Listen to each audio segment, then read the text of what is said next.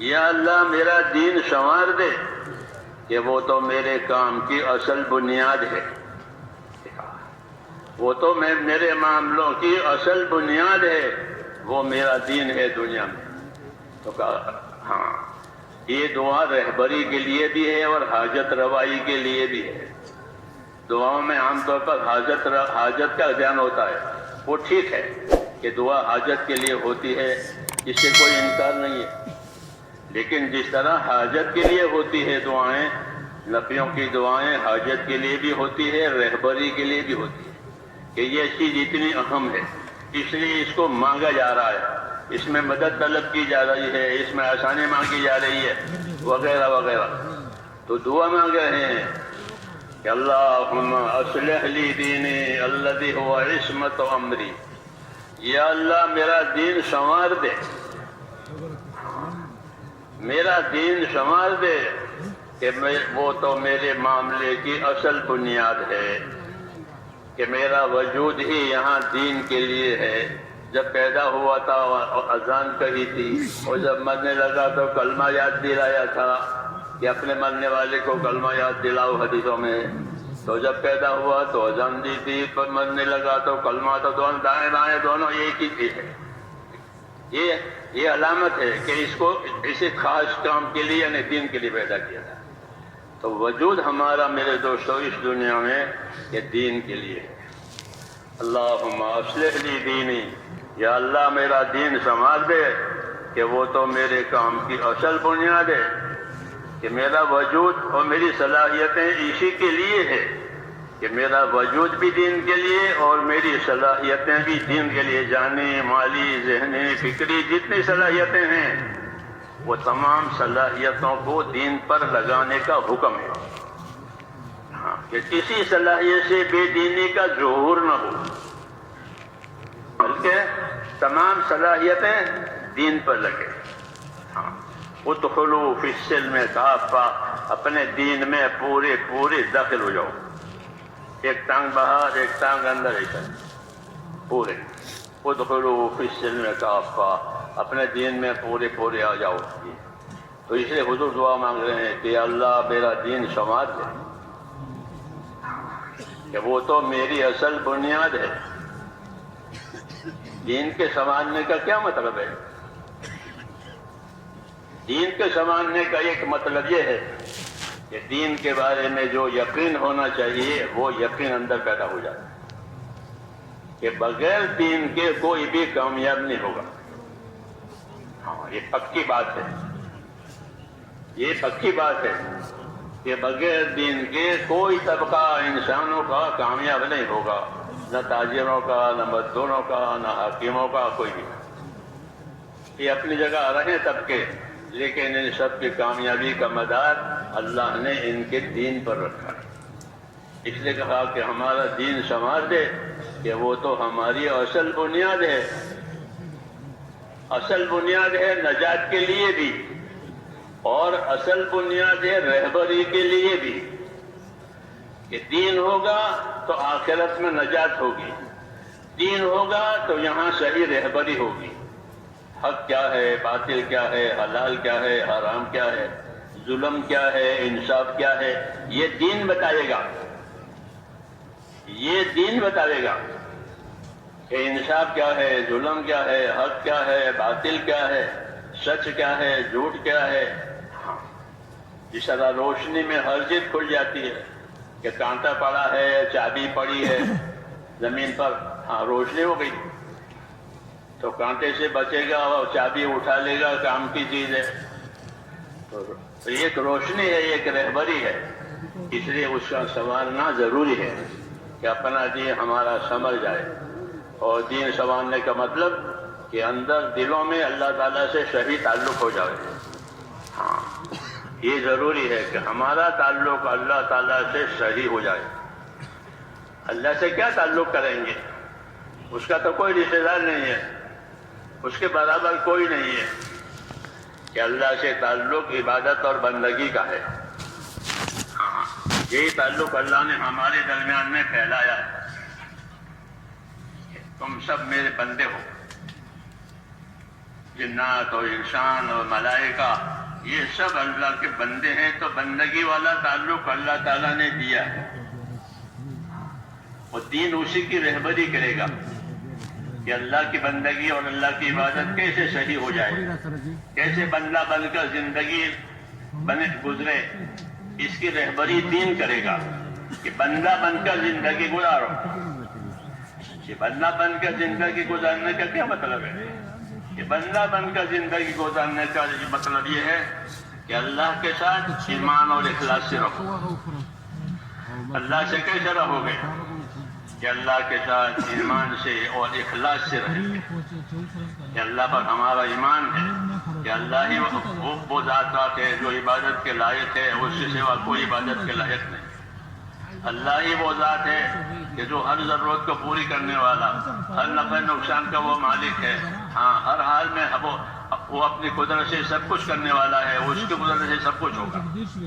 اللہ کے ساتھ معاملہ عبدیت کا، احتیاج اور محتاجی کا، ہاں اللہ کے ساتھ کہ ہم اللہ کی طرف محتاج ہیں اور ہم اللہ کے بندے ہیں، یہ تعلق پیدا کرنا ہے۔ جتنا اللہ کی طرف اپنے احتیاج بڑھے گی اتنی وہاں سے مدد آئے گی، جتنی احتیاج بڑھے گی اپنی حاجتیں اللہ کو بتائیں گے تو اتنی مدد ہوگی۔ یہاں اللہ کو یہ پسند ہے کہ بندے اس کے سامنے اپنی حاجتیں پیش کریں، اس سے مانگیں، اس سے امیدوار رہیں، اس کے ساتھ اچھا گمان کریں، اس سے نا امید نہ ہوئیں۔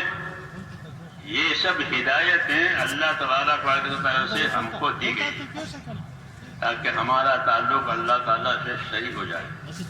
اور اللہ نے ایک بڑی بات ہم کو یہ سنائی کہ میں بندے کے ساتھ وہ معاملہ کروں گا جیسا وہ میرے ساتھ گمان کرے گا۔ تو کتنا آسان ہو گیا۔ ہاں، اللہ کی تو شانیں ہیں، ان شانوں پر کون عبور کرے گا؟ تو کہا میرے ساتھ جیسا گمان کرے گا ویسا معاملہ کروں گا۔ ہاں، انا عند ظن عبدی بی، حدیث شریف میں میں بندے کے ساتھ گمان کے مطابق مانگوں۔ اگر سے گمان یہ ہے کہ اللہ میری مدد کرے گا، اللہ میری دعا قبول کرے گا، اللہ میری مشکل آسان کرے گا تو وہ ہوگی۔ اور یہ کہ اللہ ہم تو بنتے ہیں گنہگار ہیں، ہماری کون سنے گا؟ کہ نہ، اسی بات میں غلط بات ہے۔ ابشروا واملوا ما یسرکم، ہدایت دی ہے، بشارت لو، خوش رہو اور اللہ سے امیدوار رہو، ایسے امیدوار رہو کہ اللہ تمہیں خوش کر دے گا۔ اللہ سے امیدوار رہو، اللہ تمہیں خوش کر دے گا۔ ابشروا واملوا ما یسرکم، جو تمہاری خوشی ہے وہ تمہارے پاس آئے گی، تمہیں خوشی حاصل ہو جائے گی۔ اللہ سے امیدوار رہو۔ کوئی دوسرا نہیں ہے جو امیدیں پوری کرے۔ ہاں، اللہ کی وہ ذات ہے جو امیدیں پیدا بھی کرتی ہے دلوں میں اور امیدیں پوری بھی کرتی ہے۔ اسے تعلیم دی ہے کہ اپنا اللہ کے ساتھ تعلق صحیح کرو، یقین کا، خوف کا، اچھے گمان کا اور اطاعت کا۔ یہ اس کے عوامل ہیں۔ اللہ سے صحیح تعلق ہے کہ اللہ تعالیٰ کا خوف بھی ہو، اللہ تعالیٰ کا خوف ہو، کہ اللہ تعالیٰ کا خوف کہ اس میں بڑی خیر ہے۔ جو اللہ سے ڈرے گا وہ اللہ کی طرف چلے گا۔ یہ ہے اللہ کے خوف کی تاثیر الگ ہے۔ دنیا میں کسی مخلوق سے خوف ہو تو آدمی اس سے بھاگتا ہے، دور رہتا ہے۔ کہ شیر کا خوف ہے یا سانپ کا خوف ہے تو اس سے دور ہو جائے گا، آدمی اپنے آپ کو بچائے گا۔ اور اللہ کا خوف، کہ اللہ کے خوف میں یہ تاثیر ہے کہ جس کو اللہ کا خوف ہوگا وہ اللہ کی طرف جائے گا۔ کیوں کہ خوف کی چیزوں سے بچانے والا بھی وہی ہے اور نفع کی چیزیں کہنے والا بھی وہی ہے، اور کوئی ہے نہیں کہا جاوے۔ حضور صلی اللہ علیہ وسلم کے بارے میں سنتے ہیں کہ ہوا میں تیزی آ جاتی تھی وغیرہ کوئی حالات ہوتے تو آپ فوراً اللہ کی طرف متوجہ ہو جاتے تھے، نماز میں مشغول ہو جاتے تھے، کیونکہ یہ چیزیں اللہ کی طرف سے آ رہی ہے، کسی اور طرف سے نہیں آ رہی ہے۔ اس لیے خوف کا پیدا ہونا، خوف کا بڑھنا، یہ تو ایمان کے بڑھنے کی نشانی ہے۔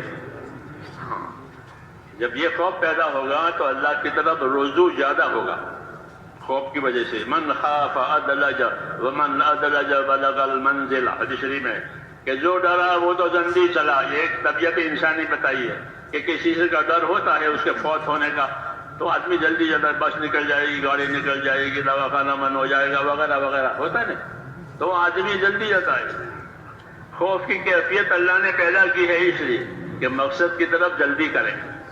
حکمتیں ہیں اللہ تعالیٰ کی، حکمتیں ہیں اللہ تعالیٰ کی کہ بندوں کے لیے خوف کو پیدا کیا کہ خوف ان کو مقصد کی طرف مددگار بنتا ہے.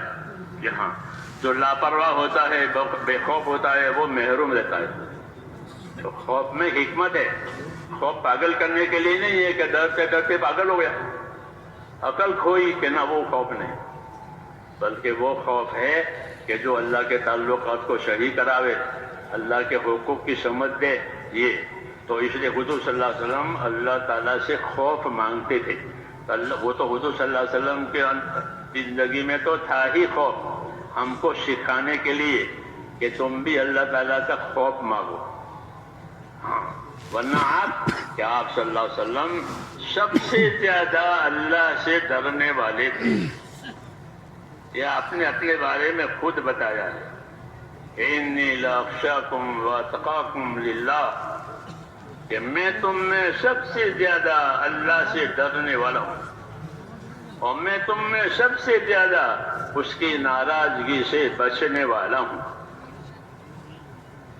یہ تعارف کرایا ہے اور اس میں دعوت ہے. یہ تعریف نہیں ہے بلکہ تعارف کرایا ہے اپنی حیثیت کا، اپنے منصب کا، کہ میں تم میں سب سے زیادہ اللہ سے ڈرنے والا ہوں اور میں تم میں سب سے زیادہ اس کی ناراضگی سے بچنے والا ہوں. انی لاخشاکم واتقاکم للہ.